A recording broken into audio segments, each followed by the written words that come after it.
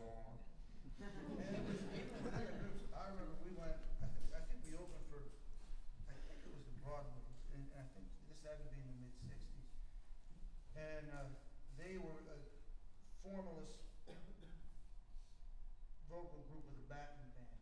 And the young kid comes in, young black kid, got the tux on, a little tux tie, sets up his amp, and before he sounds, all of a sudden, out comes Jimi Hendrix. We did that. That's our job. Before he went and played behind, he was like for about 10 minutes, and his name was Kurt. I can't think of his last name. Yeah, Kurt. Kurt Short. He came to the upstage. Yeah, might have been. But so he was crazy. Coexisting in two worlds simultaneously himself, you know. So it was Well, Hendrix did that too. He would play with Little Richard and get crazy, but then he'd also play for, well, like say, a formalist. He played at the Shore Motel with Little Richard. That became the Pandemonium. Where we play. Yeah. That's right. Now, Bobby, you sort of extended by going with the Orioles, which is like the mid '60s, right? Right. When you got there, what these guys are talking about the music changing, you were doing both. It seems to me you were going back to the Orioles hits and touring with that. Yeah, exactly.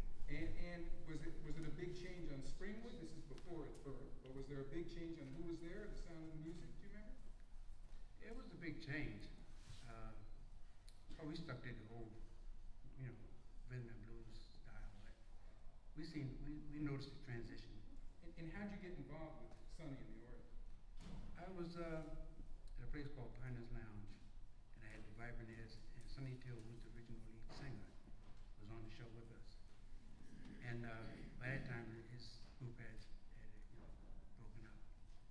And he asked me what he had a show coming up at the Apollo, and needed a background group. And we said, sure. So this was 1966. Did you know him at all? Oh, yeah. Beforehand? Oh, okay. Yeah, I met Sonny Till in 1949. Right. Yeah. And it was a pleasure for me to join them. And then we did some extensive traveling. And actually, the same group that got me started in the business, I ended up singing with them. And that was a blessing. That's amazing.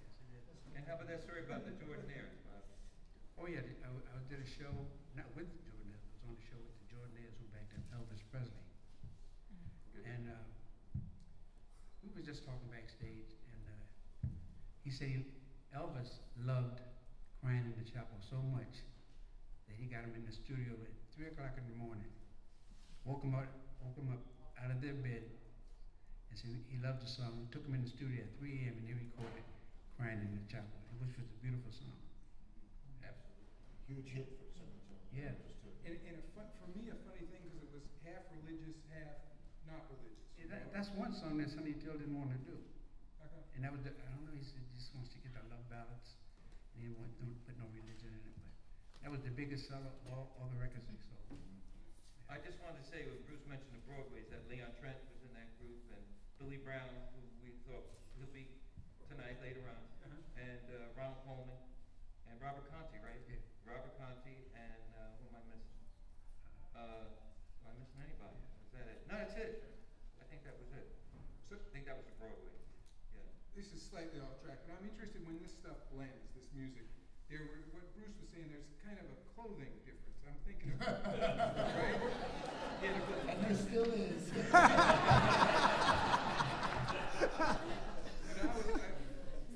Somewhere I remember, was it Sonny Ken? Sonny Ken, Kenny Rutledge, yes. Talked about going to Fish's department store and getting the Oh, right. yeah. High-roll college. When I first saw Sonny, they were all in white dinner jackets. That's right.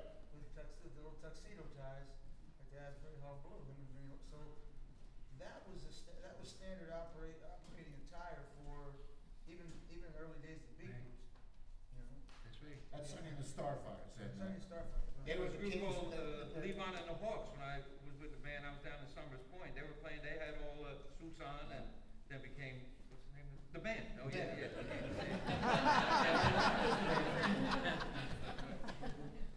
So, go ahead, sir. There was a showbiz aspect to a lot of that.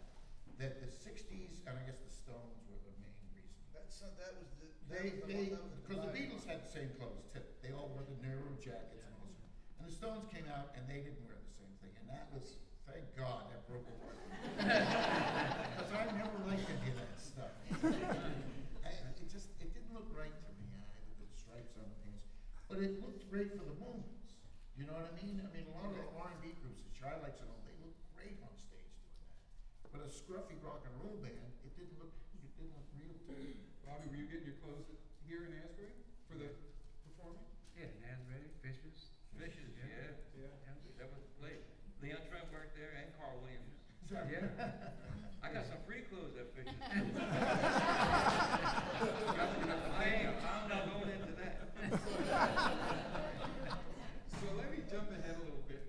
The 1970 comes and there have been riots or rebellions, depending on how you want to describe them, in Newark and in Cleveland, and in 68 Dr. King was killed. In 70, Asbury burns. I'd just like to hear from each of you guys where you were and what difference it made, you think, in your lives that happened.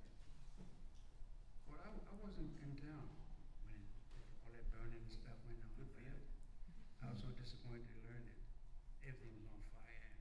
Troopers come here and want to show the Asbury Park police how to handle things. They had a little confrontation between the troopers and the Asbury Park police.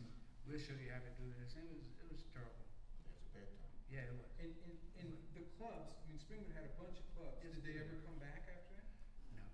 There was Leo's Surf Club, there was Big Bill's, and Big there was Bill's, Durkin Lounge. Durkin Lounge. We used to, when we were, I lived about a quarter of a mile from Durkin Lounge, which is right across the railroad tracks, as all cliches come true. And we used to, a bunch of us used to go over there and hang out. And B.B. King played there one time. Of course, we were only 14, 15 years old. Too young to get in. But we'd stand outside that little window in the back and listen, and you could hear his guitar come ringing through. And then the guy would come out and chase us. And we'd come back. Just a little place. It was a little cinder block joint. It's still there, well, cinder block building. Yeah. Yeah. It's still there. Yeah, but we never went down to Big Bill's. That was dangerous territory. But when I was in school in Ocean Grove, it was all white. But Summerfield School, I think, was closed down, or Whitefield School, and so some of the black students came in. And it was like, for 1 second, it was like, huh?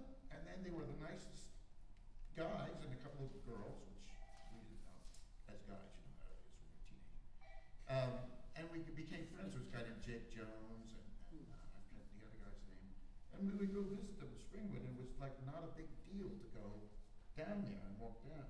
And then you had Al's House of Hits, which is another cinder block building, and it was a record store. And it had the greatest records. And I think back to why I didn't buy all those 39-cent copies of Money Borders and Elmer James. I don't know that one, I don't want that one, I want this one. That was on Springwood, right, Al? That's on Springwood. That's the first time I found out there was gonna be riots, because he told me. Yes. They had already heard, Yeah. they had already heard the rumors. I won't go into the whole politics of it. I was listening on Sunset Avenue, I saw the troop carriers